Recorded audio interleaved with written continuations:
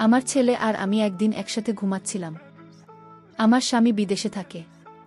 আমার শরীরটা খুব খারাপ হয়, আমি আমার ছেলেকে আমার সাথে ঘুমানোর কথা বলি। কিন্তু হঠাৎ একদিন রাতে যখন আমি ছেলের সাথে ঘুমালাম, তখন আমি অর্ধেক ঘুমের মধ্যে আছি। এমন সময় অনুভব করলাম কেউ আমার সাথে বাজে কিছু করার চেষ্টা করছে। ঠিক সেই মুহূর্তে আমার ঘুম ভেঙে যায়। আর ঘুম ভেঙে আমি দেখলাম আমার ছেলে পাগলের মতো কি যেন করতে চাইছে। আর তা দেখে আমি খুব আশ্চর্য হয়ে গেলাম। আমার আর বুঝতে বাকি রইল না সে কি চাইছে। বন্ধুরা, আমার ছেলে কি করেছিল সেদিন রাতে যা দেখে আমি সহ্য করতে পারছিলাম না। সম্পূর্ণ গল্পটি শুনতে তোমাদের পানি ধরে রাখতে পারবে না। তাহলে চলুন বন্ধুরা, গল্পটি শুরু করি। গল্পটি শুরু করার আগে তোমাদের নিকট আমার বিশেষ অনুরোধ, অনুগ্রহ করে তোমরা আমার চ্যানেলটি সাবস্ক্রাইব করে আমাকে সাপোর্ট করবে। আমার নাম শারমিন। আমি দেখতে খুবই সুন্দরী, লাবণ্যময়ী। আমার বয়স ৩৫ বছর। আমি থাকার বনশ্রীতে থাকি। আমার এক ছেলে এক মেয়ে। ছেলের নাম তন্ময় আর মেয়ের নাম সান্তা। আমার বিয়ে হয়েছে এক প্রবাসী স্বামীর কাছে। বিয়ের কিছুদিন পর আমার স্বামী বিদেশে প্রবাসে চলে যায়। তারপর থেকে আমাকে খুব কষ্ট করতে হয়েছে। ছোট্ট ছোট্ট ছেলেকে নিয়ে আমার খুব কষ্টে দিন কাটছিল। দেখতে দেখতে আমার ছেলে এবং মেয়ে উভয় বড় হয়ে গেল। বর্তমানে আমার ছেলের বয়স ২১ আর মেয়ের বয়স ১৭। দুই ছেলে মেয়ে নিয়ে অনেক সুখের সংসার আমার। তারা দুজনেই পড়ালেখায় ব্যস্ত। ছেলে বাড়িতে থেকে পড়াশোনা করছে আর মেয়ে হস্টেলে থেকে পড়াশোনা করছে। কিন্তু মনের মধ্যে একটা কষ্ট আমার। বিয়ের পরে প্রায় বেশিরভাগ দিনই আমার স্বামী ছাড়া থাকতে হয়েছে। বলতে পারেন আমি খুব একটা বেশি স্বামীর আদর পাই নাই। কারণ সে বিদেশ থেকে মাঝে মধ্যে ছুটিতে আসত, আর অল্প কিছু দিন থেকে আবার চলে যেত। তারপর আবার ৫ বছর পর ৩ থেকে ৪ মাসের ছুটি নিয়ে আসব। তারপর আবার চলে যেত। তাতে আমার কিছু হতো না। মনের কষ্ট মনে রয়ে যেত, বরং আরও আগুন জ্বালাইয়া তুলে চলে যাইত। তারপর কিছুদিন শুধু কালো চোখ করতাম। এভাবেই চলত আমার জীবন। তাই বলছি বন্ধুরা, স্বামীর আদর আমার জীবনে খুব কমই পাইতাম। কিন্তু আমার কি ভাগ্য, সেই স্বামীর আদর, সোহাগ, মায়া, মমতা সব দিয়ে ভরিয়ে দিয়েছিল। আমার ছেলে তো নয়। আমি কখনো কল্পনাই করতে পারি না যে আমার ছেলে তন্ময় আমাকে এত সুখ দিবে। আমার ছেলের নাম তন্ময়। সে ক্লাস 7-এ পড়ছে। দেখতে অনেক সুন্দর, আমার মতোই হয়েছে। আমার ছেলেও হ্যান্ডসাম, অনেক স্মার্ট, যে কোনো মেয়ে দেখলে আমার ছেলের প্রেমে পড়ে যায়। আমি আমার ছেলের প্রতি অনেক যত্ন নিতাম, মানে অনেক ভালোবাসতাম আমার ছেলেকে। সবসময় আমার ছেলের সাথে আমি ফ্রি থাকার চেষ্টা করতাম। আমার ছেলের সাথে আমি বন্ধুর মতো আচরণ করতাম সবসময়। বন্ধুরা, একদিন রাতের ঘটনা। আমার ছেলে ওয়াশরুমে গিয়েছিল। ওয়াশরুম থেকে বের হতে একটু দেরি হচ্ছিল। হঠাৎ করে আমার ছেলের মোবাইলে একটি মেসেজ চলে আসলো। মেসেজটি দেখে আমি খুব হিমশিম খেয়ে গেলাম। এটা খুব বিশ্রী ভাষায় লেখা ছিল। তবে এটুকু বুঝতে পারছি যে মেয়েটি আমার ছেলেকে মেসেজটা দিয়েছে। সে নিশ্চয়ই আমার ছেলে খুব পরিচিত, এবং সে আর আমার ছেলের মধ্যে নিশ্চয়ই খারাপ কোনো সম্পর্ক আছে। প্রকৃতপক্ষে মেসেজটি দেখে আমার মন খারাপ হয়ে গেল। মেসেজটি দেখে আমি মনে মনে ভাবলাম, কে এই মেয়ে? তাহলে কি আমার ছেলে মেয়ের সাথে সম্পর্কে জড়িয়ে গেল? আমার ছেলে কি তাহলে নষ্ট হয়ে গেল? যদি তাদের মধ্যে এরকম ধরনের সম্পর্ক নাই থাকে, তাহলে কেনই বা এই মেয়েটি এরকম বিশ্রী মেসেজ দেবে? মেসেজটি দেখে আমার মনটা খারাপ হয়ে গেল। মনে মনে ভাবলাম, তাহলে আমার ছেলেকে কি আমি জিজ্ঞেস করব মেয়েটিকে? কিছুক্ষণ ভেবে তারপর ভাবলাম, যদি আমি আমার ছেলেকে জিজ্ঞেস করি তাহলে সে হয়তো কষ্ট পাবে। না, আমাকে বিকল্প চিন্তাভাবনা করতে হবে। যেভাবেই হোক এই মেয়ের কাছ থেকে আমার ছেলেকে বাঁচাতে হবে। তা না হলে আমার ছেলের পড়ালেখা সহ আমার ছেলের ভবিষ্যৎ একেবারে নষ্ট হয়ে যাবে। পরের দিন আমার ছেলে স্কুলে যাবে। ছেলের পিছন পিছন আমিও গেলাম। কিন্তু আমার ছেলেকে বুঝতে দিলাম না যে আমি তাকে ফলো করছি। স্কুলে যাওয়ার কথা বলে আমার ছেলে দেখলাম স্কুলে না গিয়ে অন্য দিকে যাচ্ছে। আমি ওর পিছন পিছন ছুটলাম। কিছুক্ষণ যাওয়ার পর দেখলাম একটি মেয়ে আমার ছেলের জন্য দাঁড়িয়ে রয়েছে। আমার ছেলেও তার কাছে চলে গেল, এবং তারা সেখান থেকে অন্য কোনো এক জায়গায় চলে যাচ্ছে। আমি তাদের পিছন পিছন গেলাম। যাওয়ার পর দেখলাম তারা এমন এক জায়গায় গেল যেখানে মানুষ সচরাচর যায় না, একেবারে নির্জন জায়গা। খুব কম মানুষই সেখানে যায়। আমার আর বুঝতে বাকি রইল না আমার ছেলে নষ্ট পথে চলে যাচ্ছে। যে পথ মোটেও তার ভবিষ্যতের জন্য ভালো না। তারপরেও তারা সেই নির্জন জায়গায় কি করে তা জানার জন্য এবং তা নিজের চোখে দেখার জন্য চুপি চুপি সেখানে গেলাম। আমি দেখতে পেলাম তারা জঙ্গলে একটি কুঁড়ে ঘরের ভিতরে প্রবেশ করছে। তাও আবার ভাঙা, মনে হচ্ছে অনেক দিনের পুরনো চোখের পলকেই তারা দুজন সেখানে ঢুকে গেল। আমিও চুপি চুপি তাদের পিছনে গেলাম। ভাবলাম আজকে তাদেরকে হাতে নাতে ধরবে তারা ঘরে প্রবেশ করার পর। আমি চুপি চুপি করে সেই ঘরের জানালার পাশে গেলাম। তারপর আমি সেই কুঁড়ে ঘরের জানালার পাশ দিয়ে উকি দিলাম। জানালা দিয়ে উকি দিতেই যা দেখলাম তাকে আমার দু চোখ মুছে গেল। অনেক কষ্ট করে তাকালাম, দেখলাম আমার ছেলে এবং সেই মেয়েটার কি রোম্যান্টিক দৃশ্য মনে হচ্ছে। তারা যে নতুন কোনো দুনিয়ায় হারিয়ে গেছে, তারপরও আমি কিছুক্ষণ তাদের দৃশ্য দেখলাম। সেই সাথে আমার চোখ চলে গেল আমার ছেলে এসে ইন্টারেস্টিং জায়গায়। আমার ছেলে তো দেখে তো আমি পুরো অবাক, ছেলেটা এত নাদুস নুদুস হলো কি করে। দৃশ্যটা দেখার পর ভাবলাম এখন আমি আমার ছেলে আর এই মেয়েটাকে হাতে নাতে ধরব, কিন্তু আমার মনের মধ্যে বাধা পড়ে যায়। এই মুহূর্তে যদি আমি তাদের ধরতে চাই তাহলে দুর্ঘটনা পড়ে যেতে পারি। দৃষ্টি কিছুক্ষণ দেখার পর আমি তাদেরকে সেখানে কিছু না বলে বাসায় চলে আসলাম। তবে দৃশ্যটি দেখার পর বারবার তাদের সুন্দর দৃশ্য চোখের মধ্যে ভাসছে। আমি খুব চিন্তায় পড়ে গেলাম। মনে মনে ভাবতে লাগলাম কি করা যায়। আর এসব যদি তার বাবা শুনে তাহলে আমার সাথে অনেক ঝগড়া করবে, রাগারাগি করবে, এমনকি আমাকে মারধরও করতে পারে। ছেলেকে এইসব খারাপি থেকে রক্ষা করার দায়িত্ব আমার। ছেলের এসব দেখে মনে মনে সিদ্ধান্ত নিলাম আজকে ছেলে বাসায় ফিরলে একটা ব্যবস্থা করব। মনে মনে ভাবতে লাগলাম কি ব্যবস্থা করব, কি করা যায়। এসব বিষয় তো আবার কারো কাছে শেয়ার করা যায় না। অনেকক্ষণ ভাবতে ভাবতে মাথায় একটা বুদ্ধি এলো, আর এই বুদ্ধিটাকে কাজে লাগানোর চেষ্টা করলাম। প্রায় সন্ধ্যা বেলা আমার ছেলে স্কুল থেকে বাড়ি ফেরত। আমি বললাম, বাবা তন্ময়, তোমার স্কুল থেকে আসতে এত দেরি হলো কেন? তন্ময় বলল, মা, স্কুল শেষে প্রাইভেট পড়েছিলাম, তাই আমার আসতে একটু দেরি হয়ে গেল। ছেলের এমন গোছানো মিথ্যা কথা শুনে আমি অবাক হয়ে গেলাম। আমি তো বুঝতেই পারছি সে কোথা থেকে বাড়িতে ফিরে, কিন্তু আমি তাকে বুঝতে দিলাম না। আমি ভাবলাম যদি আমি তাকে কিছু বলি তাহলে হয়তো এতে হিতে বিপরীত হয়ে যেতে পারে। তাকে আমার কৌশলে বসে আনতে হবে। সেদিন থেকে আমার ছেলের সাথে প্রেমের অভিনয় শুরু করি, যাতে কোনো মেয়ে আমার ছেলেকে নষ্ট না করতে পারে এবং আমার ছেলেকে আকৃষ্ট না করতে পারে। সেজন্যই আমার এই চিন্তাভাবনা। কিন্তু এই চিন্তাভাবনা যে এত গভীরে চলে যাবে তা কখনো কল্পনাও করতে পারিনি। সেদিন রাতে আমি আমার ছেলেকে বললাম, বাবা তন্ময়, তোমার মুখ এমন দেখাচ্ছে কেন? তন্ময় বলল, না মা, কিছু না। তারপর আমি বললাম, তন্ময়, আজকে তোমার সাথে আমি একটু গল্প করব।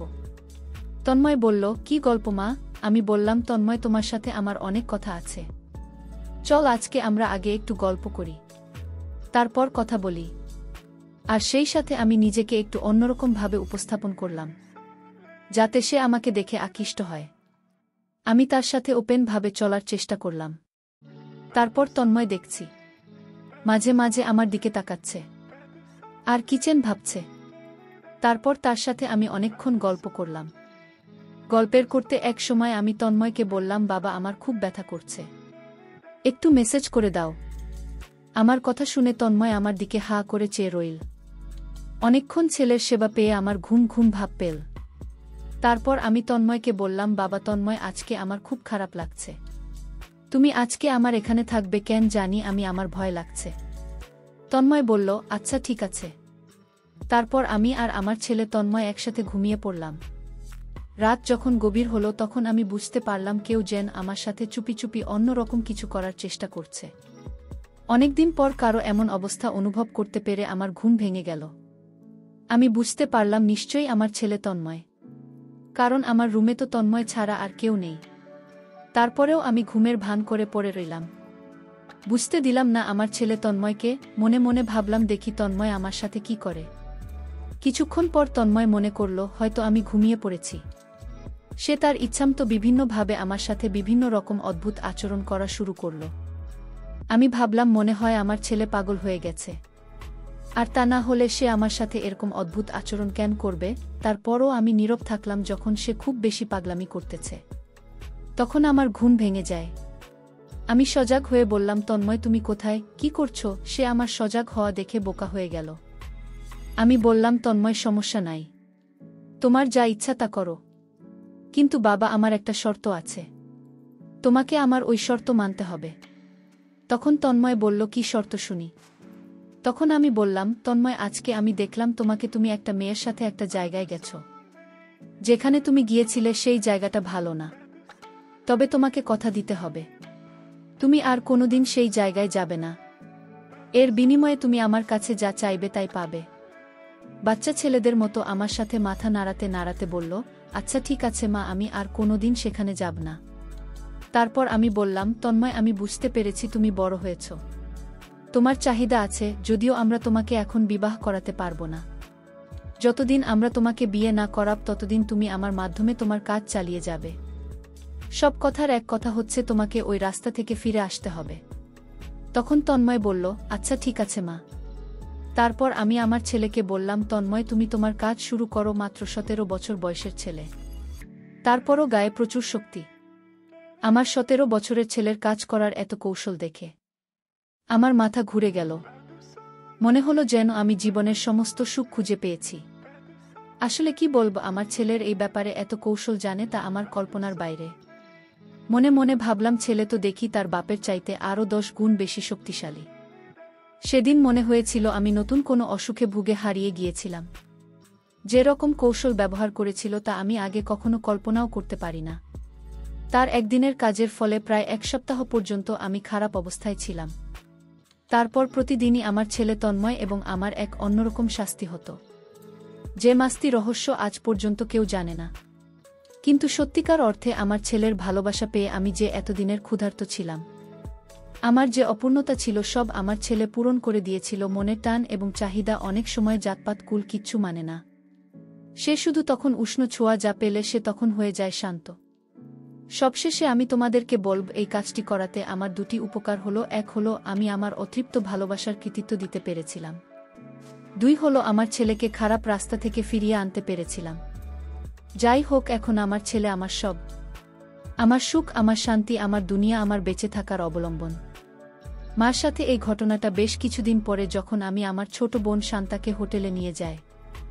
আমার ছোট বোন শান্তা রাজশাহীর একটি কলেজে হস্টেলে থেকে পড়াশোনা করত, আমাদের এখান থেকে প্রায় 120 কিলোমিটার দূরে।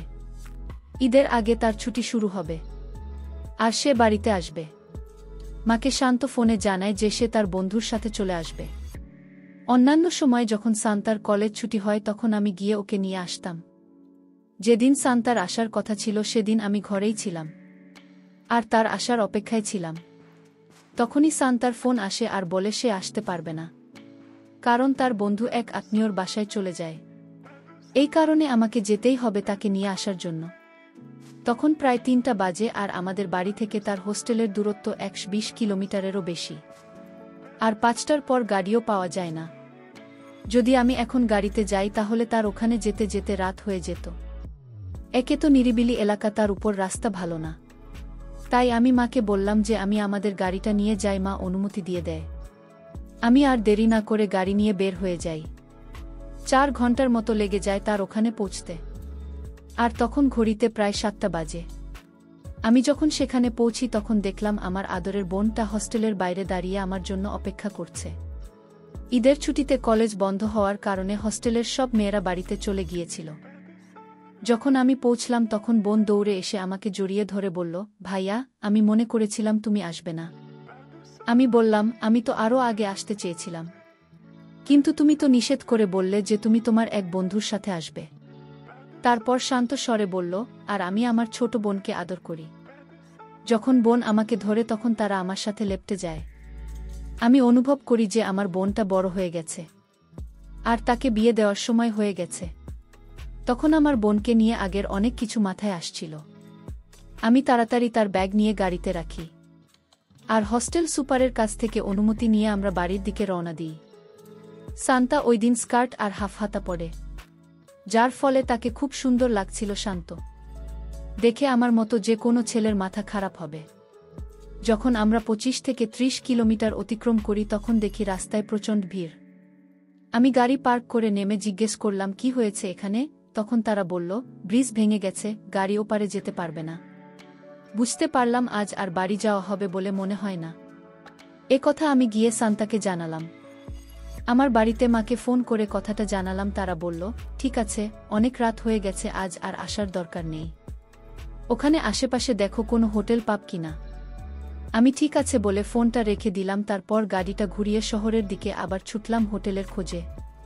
তখন প্রায় রাত 9টা বাজে। বেশিক্ষণ খুঁজতে হয়নি, অল্প দূরে যেতে আমরা ছোটখাটো একটা হোটেল পেয়ে গেলাম। আমি গিয়ে হোটেলের রুমের কথা জিজ্ঞেস করতে একটা মিলে যায়, তবে ওখানে মেয়ে নিয়ে গেলে রুম দেয় না।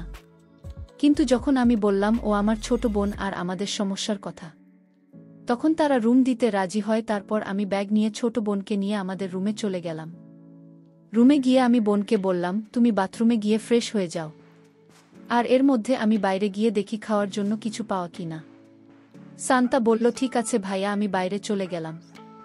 হোটেলে গিয়ে আমি খাবারের কথা জিজ্ঞেস করলাম, কিন্তু ছোট হোটেল আর রাত হওয়াতে তারা বলল, এখানে খাবারের ব্যবস্থা নেই। শুনে আমি মার্কেটে চলে যাই খানা আনার জন্য। মার্কেট থেকে কিছু খাবার নিয়ে আমার জন্য একটা বিয়ার নেই, সাথে একটা লিমকা নেই। এরপর আমি যখন রুমে যাই তখন দেখি সান্তা ফ্রেশ হয়ে গেছে, আর গোসল করার কারণে তার চুল ভেজা ছিল, আর সে একটা ছোট্ট একটা পরে আছে। ছোট হওয়ার কারণে সুন্দরভাবে তাকে কিছুটা দেখা যাচ্ছিল। আমি যখন তাকে এই অবস্থায় দেখি তখন আমার ভিতরে কেমন কেমন হতে থাকে, আর মনে মনে ভাবি আমার বোনটা আমার গার্লফ্রেন্ড হলো না কেন। আর তখনই আমার মাথায় একটা বুদ্ধি আসে, কেননা আজ রাত আমার খিদে তাকে দিয়ে পূরণ করি। তারপর আমি টেবিলে খাবারগুলো রেখে বাথরুমে ফ্রেশ হতে চলে যাই, আর ফ্রেশ হয়ে এসে খানা খেতে বসি। শান্ত পানি নিয়ে আসে আর আমরা খেতে শুরু করি। খাওয়া শেষে যখন কোল্ড ড্রিঙ্কস খেলো তার একটু সন্দেহ হলো, আর আমাকে বলল, ভাইয়া কোল্ড ড্রিঙ্কসটা স্বাদ অন্যরকম লাগছে কেন। তো আমি শান্তাকে বললাম, মনে হয় পুরনো হয়ে গেছে, যার ফলে তোমার কাছে অন্যরকম লাগছে। আমরা আবার খানা শুরু করি। খাবার খাওয়া শেষে আমিও কোল্ড ড্রিঙ্কস খাই। যেহেতু কোল্ড ড্রিঙ্কসের সাথে বিয়ার মেশানো ছিল সেহেতু আমার একটু নেশা ধরেছিল। আমি আর চোখের শান্তির দিকে তাকিয়ে দেখলাম তার কি অবস্থা। দেখলাম তারাও আমার মতো অবস্থায় ছটফট করছে। সে আমাকে বলল, ভাইয়া আমার মাথা ঘুরছে। আমি বললাম, মনে হয় জানি করাতে এমন লাগছে। তখন তাকে বললাম, তুমি বিছানায় গিয়ে শুয়ে পড়ো, আর শুয়ে শুয়ে কথা বলো। তখন সে বিছানায় গিয়ে শুয়ে পড়ল, আর যখন সে বিছানায় গেল তখন ছোট সরে গিয়ে উপরে চলে যায়, কিন্তু সে দিকে তার কোনো নজরই নেই। আর আমি যখন দেখি তারা, আমার তো পাগল হওয়ার মতো অবস্থা। আমি সব কিছু ভুলে গিয়ে তা দেখতে থাকি, আর নিজে নিজেকে সান্ত্বনা দিতে শুরু করি। এর মধ্যে সে জিজ্ঞেস করে, বসল কি দেখছে ভাইয়া? আমি বললাম, একটা কথা বলবো, তুমি কিছু মনে করবে না তো? সে বলল, না বলো। আমি বললাম, তোমাকে আজ অনেক সুন্দর লাগছে। সে খুশি হয়ে আর লজ্জা পেয়ে বলল, তুমি না ভাইয়া আমাকে সবসময় জ্বালাও। সে আরও বলল, আমি কথা এত সুন্দর সুন্দর তো বৃষ্টি আপু। তখন আমি তার কাছে গিয়ে বলি, দেখো তুমি কত সুন্দর, আর সেই সাথে তার হাতও দেখায়। তারপর আমি তাকে জিজ্ঞেস করি, তোমার মাথা ঘোরা বন্ধ হয়েছে না হয়নি? সে বলল, না এখনো হয়নি। আমি বললাম, তুমি কোল্ড ড্রিঙ্কস খাও। আমার মনে তোমার ভাল লাগবে বলে আমি তাকে কোল্ড ড্রিঙ্কস দিই। আবারও আমরা কথা বলতে শুরু করি। আমরা দুজনে বিছানায় শুয়ে শুয়ে কথা বলছিলাম আর টিভি দেখছিলাম। আমি দেখলাম টিভিতে একটা দৃশ্য আছে যেখানে দুজন একে অপরকে দিচ্ছিল। আমি খেয়াল করলাম দৃশ্যটা অনেক মনোযোগ সহকারে দেখছে। আমি তাকে জিজ্ঞেস করি, সত্যি করে বলো তো, তোমার কি কোনো ছেলে বন্ধু আছে? তুমি কি কাউকে পছন্দ করো? ও বলল, না ভাই, আমার কোনো ছেলে বন্ধু নেই আর আমি কাউকে পছন্দ করি না। আমি আর থাকতে পারছিলাম না। এখন আমাকে কিছু একটা করতেই হবে, কারণ সে এখন অনেকটা ওরকম হয়ে আছে। কিন্তু আমি সরাসরি কিছু বলতেও পারছি না। তবে তাকে রাজি করার জন্য আমার মাথায় একটা বুদ্ধি আসলো। আমি তাকে জিজ্ঞেস করলাম, তোমার কোথায় কোথায় তিল আছে? সে বলল, অনেক জায়গায় আছে। আমিও বললাম, আরও অনেক জায়গা আছে, আর আমি তাকে আমার তিল দেখাতে শুরু করি। প্রথমে আমার পিঠের তিল দেখালাম, তারপর ওখানে একটা তিল দেখালাম। ওখানে আমার তিল দেখে হাসছিল। ওর হাসি দেখে আমি ওকে বললাম, তুমিও দেখাও। শান্ত তখন তার হাতের তিল দেখাল। আমি বললাম, আরও কোথায় কোথায় আছে দেখাও। সে বলল, আমার ও তোমার মতো ওখানে অনেকগুলো তিল আছে। তখন আমি তাকে বলি, তুমি চুপ করে থাকো, আমি দেখে নেব। এই বলে আমি তার কোথায় কোথায় তিল আছে সেগুলো দেখলাম। বন্ধুরা, তোমাদের একটা কথা বলতে চাই। আমি তোমাদের সর্বদা হাসি খুশি রাখার জন্য খুব কষ্ট করে ভিডিও বানাই। তাই তোমাদের কাছে অনুরোধ থাকবে অবশ্যই ভিডিওটি দেখে একটি লাইক করবেন এবং আমাদের চ্যানেলটি সাবস্ক্রাইব করে পাশে থাকবেন। আমি নিজেকে আর সামলাতে পারছিলাম না। সবকিছু ভুলে গিয়ে তাকে বললাম, আসলেই তুমি অনেক সুন্দর আর তোমার তিলগুলো সুন্দর। শান্ত কিছু বলল না, শুধু আমার দিকে তাকিয়ে রইল। তারপর একটা পার হয়ে গেল। তখন সান্তা কান্না কান্না মুখে বলল, ভাইয়া আমরা যা করলাম তা কি ঠিক? যদি কেউ কোনোদিন জেনে যায় তখন কি হবে? আমি বললাম, তুমি কেন এত চিন্তা করছো? তোমার কি ভাল লাগেনি? তখন সে বলল, হ্যাঁ। তো আমি বললাম, তাহলে এত ভয় পাচ্ছ কেন? আমরা তো আর কাউকে বলতে যাচ্ছি না। তখন সে বলল, তা ঠিক। আর আমি আদরের ছোট বোনকে বলি।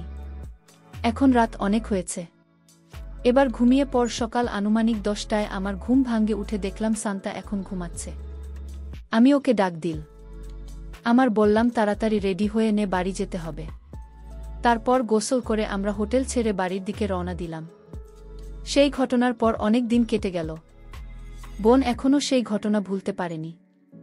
আমার সঙ্গে ঠিকঠাক কথাও বলে না এখন। আস্তে আস্তে একটু একটু করে সব ঠিক হতে থাকল। বোন ও লজ্জায় কাউকে কিছু বলল না। এভাবে আস্তে আস্তে মোটামুটি ঠিক হতেই আমি আগের মতো সুযোগ খোঁজার চেষ্টা করতাম। একদিন আমরা সব বন্ধুরা হোলির দিনে অনেক মজা করি। বাইরে বের হয়ে আর বিভিন্ন মেয়ের বাড়িতে গিয়ে তাদের রং দেয়। এই বছরও তার ব্যতিক্রম হল না। সবাই মিলে সকালে একসঙ্গে দেখা করলাম। আমরা 3 জন বন্ধু ছিলাম, কিন্তু শিবলু আর আমি। সবাই মিলে বেরিয়ে লিস্ট তৈরি করলাম, কার কার বাড়ি যাওয়া যায়। এইভাবে ঠিক করে প্রত্যেকের বাড়ি গিয়ে তাদের রং মাখাতে থাকলাম। হোলির দিন হলো এমন একটা দিন যেদিন সুন্দরী মেয়েদের সুন্দর বিনা বাধায় রং দেওয়া যায়। আর আমাদের মতো ছেলেরা তো এই সুযোগগুলি খোঁজে। আমরা সবাই যত সুন্দরী মেয়ে আছে তাদের বাড়ি গিয়ে প্রত্যেকের হাতে রং লাগাতে থাকলাম। কেউ কেউ আবার সুযোগ পেয়ে কারো অতীত। এভাবে সবাই খুব মস্তি করতে করতে রং খেলতে খেলতে এলাম। বেলা বাড়ার পরে দেখলাম লিস্ট মোটামুটি শেষ হয়ে গেছে। এরপর সবাই মিলে ডিসাইড করলাম, এবার একটু লাল পানি খেতে হবে। এদিকে এত মেয়েদের রং দিয়ে সবাই মোটামুটি মজা হয়ে আছে। ভাবলাম পানি খেয়ে ঠিক করতে হবে। এইভাবে পানি খেতে খেতে সবারই মোটামুটি আনন্দ হয়ে গেছে। আর আনন্দের ঘোরে আরও ইচ্ছা জেগে উঠল। এমন মনে হচ্ছিল যে এখনই যদি কাউকে পেতাম একদম দিয়ে দিতাম। সবাই বলল, আরে যেভাবে হোক একটা জোগাড় করো না। অন্তত বলল, চল হোটেলে যাই। শিবলু তাতে সায় দিল, কিন্তু আমি বললাম, দরকার নেই ওখানে যাওয়া। তখন তো বলল, হাতের সামনে ফ্রেশ একজন আছে তো। অন্তর কথা শুনে শিবলু লাফিয়ে উঠে বলল, কেবল না কেবল না। আমি কিছুটা বুঝতে পারলাম অন্তত আর কথা বলছে তন্ময় শিবলু। ওরা নিজেদের মধ্যে আলোচনা করে নিল। আমি এবার পরিষ্কার বুঝতে পারলাম ওরা কার কথা বলছে। ওরা সন্তান আমার ছোট বোনকে যা করেছে তারপর ওদের কাছে আর কিছু বাকি থাকতে পারে না। আমার সামনেও এবার ওরা আমার বোনকে নিয়ে কি যে করবে তার ঠিক নেই। কিছুক্ষণ পরে ওরা বলল, আসল ঘটনা। সবাই মিলে ঠিক হলো ওরা আমার শান্তাকে রং মাখাতে যাবে। রং মাখিয়ে সেখানে সবাই মিলে। আমি ওদের অনুরোধ করে বললাম, প্লিজ এরকম করিস না, বাড়িতে মা আছে। শিবলু বলল, ঠিক আছে, আমরা ওকে ছাদে নিয়ে চলে যাব। তোর মা তো রান্নাঘরে থাকবে। অনেক করে বারণ করার চেষ্টা করলাম, কিন্তু ওরা সবাই আমার কথা কানে নিলে তো। এমনি সবাই মজা আছে, তার উপর এরকম চান্স কেউ মিস করে। এরকম দিন আর কেউ পাবে না। আমারও মনের মধ্যে একটা আশা জেগে উঠল, কারণ সেই হস্টেল থেকে ঘুরে আসার পর আরও সুযোগ হয়নি।